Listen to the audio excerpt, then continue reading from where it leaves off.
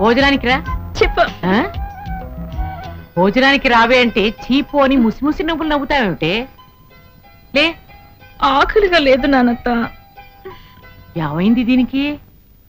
కంచం ముందు కూర్చుంటే అదే ఆకలి అవుతుంది. లే లెమ్మంటుంటే లే.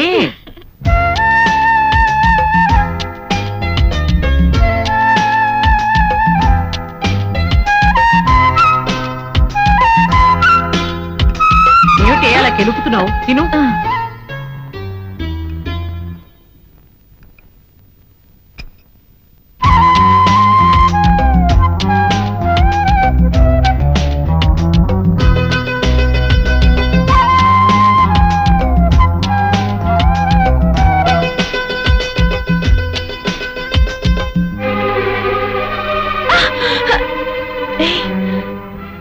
ఏంటిది? నానత చూస్తుంది.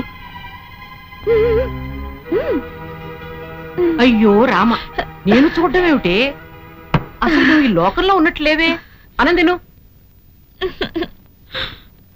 తినాలనిపించడం లేదు నానత్త.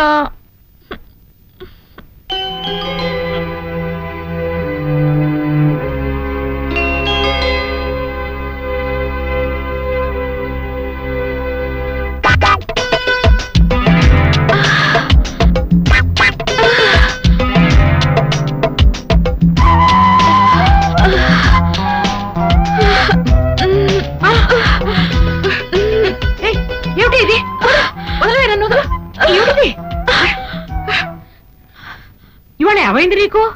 అదే అర్థం కావడం లేదు నానత్త.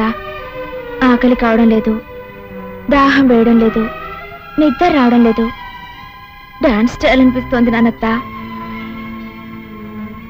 అమ్మడు, ప్రేమలో పడ్డావా?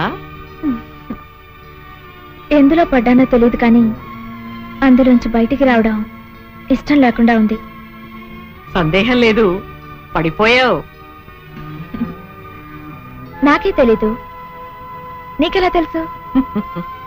ఈ పైత్యాలన్నీ ప్రేమ రోగం లక్షణాలే. మోహన్ చూడరా, ప్రేమించడం సిగ్గుపడవలసిన విషయం కాదమ్మా. ఎవరా అదృష్టవంతుడు? నువ్వు ప్రేమించిన కుర్రవాడు మంచివాడైతే మీ నాన్న అవునన్నా కాదన్నా ఆ అబ్బాయితోనే నీ పెళ్లి జరిపిస్తాను. ఎవరతను? ఎదురింటి సీను.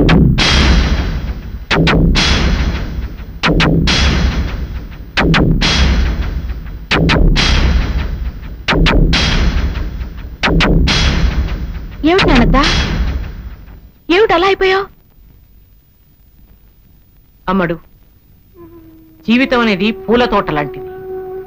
అందులో పూల మొక్కల్ని పెంచాలి గాని పిచ్చి మొక్కల్ని పెంచకూడదు. నువ్వు పూల మొక్కని కొని పిచ్చి మొక్కని పెంచుతున్నావు. ఇదేంటి నానత్త, క్షణ క్రితం పెళ్లి చేస్తానని చెప్పి ఇప్పుడు ఇలా అంటున్నావేంటి? నువ్వు ఆ కుర్రవాణ్ణి తప్ప ఇంకెవరిని ప్రేమించినా నేను ప్రోత్సహించేదాన్ని. ఆ దేవుడే కాదన్నా పెళ్లి చేసేదాన్ని. ఏ సీనుకేం తక్కువ? గుణం తక్కువ, కులం తక్కువ, డబ్బు లేదా, అందం లేదా? ఏం తక్కువ కాదంటున్నావు? గుండె బలం తక్కువ.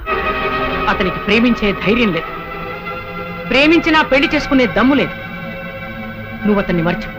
నానత్త, మర్చిపో అని ఎంత తేలిగ్గా చెప్పావు నానత్త. నువ్వెప్పుడైనా ప్రేమలో పడుంటేగా ఆ బాధ నీకు తెలిసేది.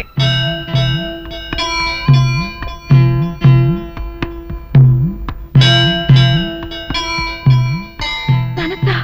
అమ్ముడు, ప్రేమ గురించి నాకు తెలియదని ఇంకెప్పుడు అనద్దమ్మా. నువ్వు ప్రేమలో పడ్డట్టే నీ వయసులో నేను కూడా ప్రేమలో పడ్డాను. రియలీ? ఎవరు నానత్త? చెప్పు నానత్త ప్లీజ్. ఎవరు నానత్త? ఎవరది? నువ్వు ప్రేమిస్తున్నా సీను తాతయ్యని. అంటే వీరే దొరనా? అవును, మేమిద్దరం పెళ్లి చేసుకోవాలని ఎన్నో కలలు కన్నాం.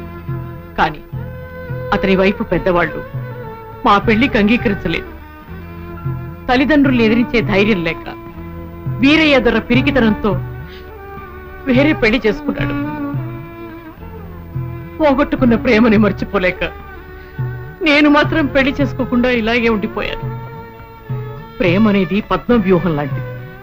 లోపలికి వెళ్ళినంత తేలిక కాదు బయటికి రావడం. అందుకే చెప్తున్నాను, అతన్ని నువ్వు ఇప్పుడే మర్చిపో.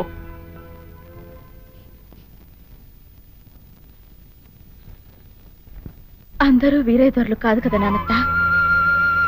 సీనుని మర్చిపోవడం కాదు, అతనికి ప్రేమతో పాటు ధైర్యం కూడా నేర్పి మా ప్రేమలో విజయం సాధిస్తాను.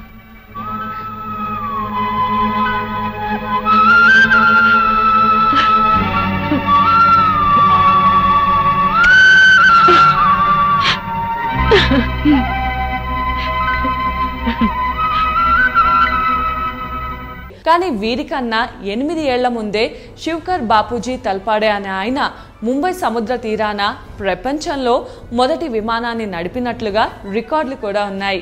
ఈ ప్రయోగంపై దామోదర్ వినాయక సావర్కర్ ప్రత్యేకంగా ఒక పుస్తకం కూడా రాశారు. అంతేకాకుండా 1885లో శివకర్ బాపూజీ తల్పాడే ఆ ఘనతను సాధించారు అనేందుకు ఆధారాలు కూడా బయటపడ్డాయి. ముంబైలోని జేజే స్కూల్ ఆఫ్ ఆర్ట్స్ లో ఆయన అధ్యాపకుడిగా ఉన్నప్పుడు మరుత్సక అనే